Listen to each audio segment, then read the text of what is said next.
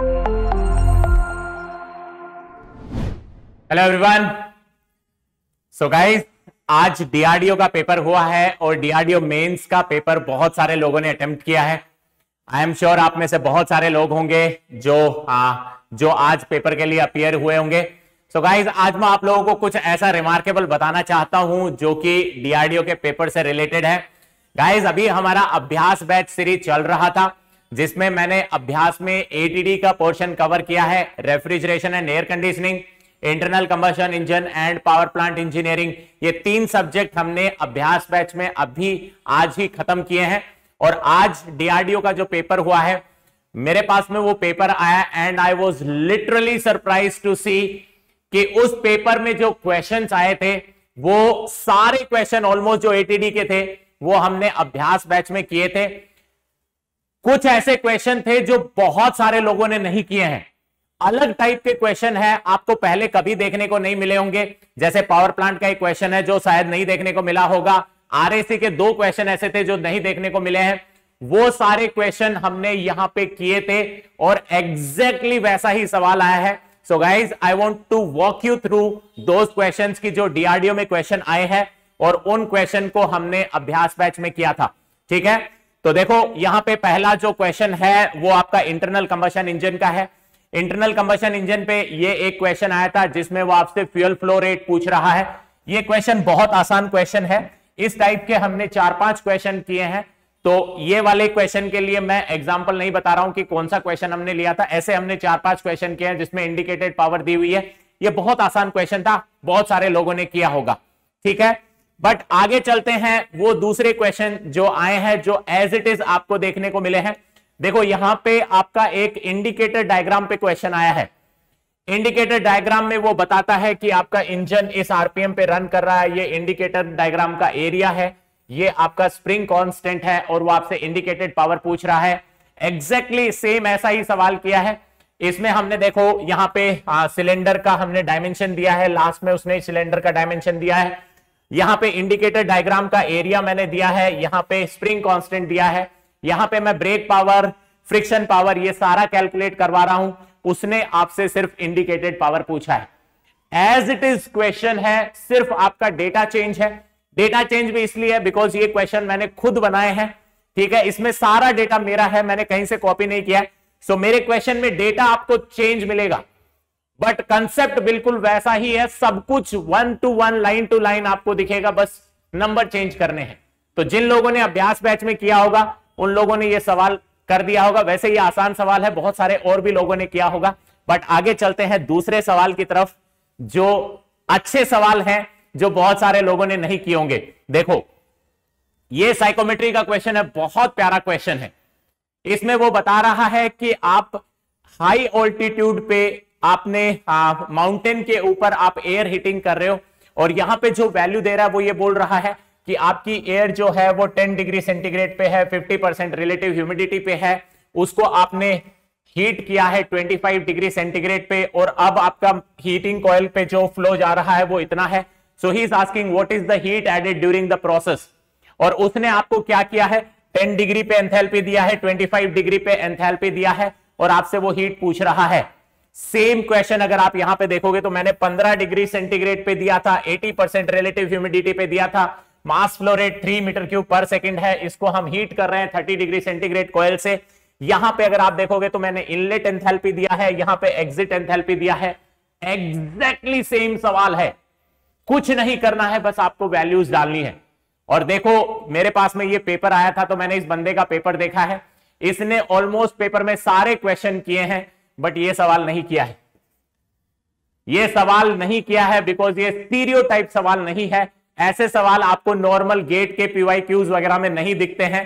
तो ये बंदा जो होगा उसने गेट पीवाईक्यूज वगैरह लगाए होंगे या दूसरे क्वेश्चन लगाए होंगे, अभ्यास बैच नहीं किया होगा हमारा, तो ये क्वेश्चन नहीं सॉल्व कर पाया। Not only this question, 4-5 question ऐसे थे जो ये बंदा नहीं सॉल्व कर पाया है और वो सारे कन्वेंशनल सवाल नहीं है, नॉर्मल सवाल नहीं है, अलग हट के सवाल हैं।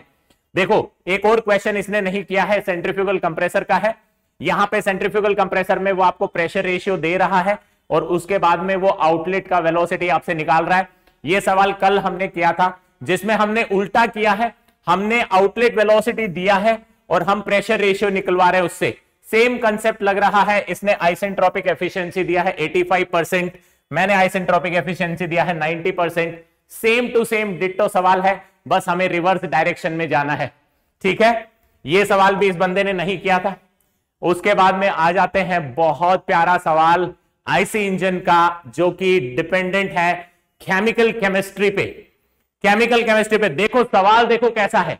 वो बोल रहा है, ये बंदे ने नहीं किया है, वो बोल रहा है gravimetry analysis of the fuel shows 80% carbon, 6% hydrogen, 3% oxygen, 0.5% sulphur.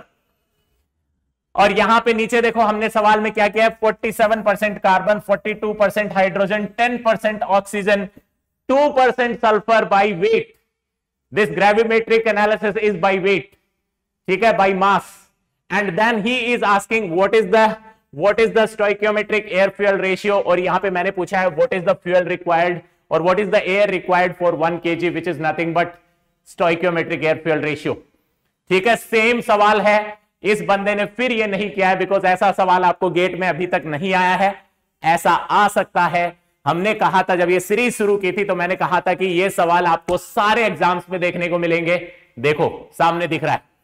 ठीक है, नेक्स्ट चलते हैं एक और जबरदस्त सवाल की तरफ। ठीक है, ये सवाल जो था ये आपका पावर प्लांट से है और ये भी कन्वेंशनल सवाल नहीं है।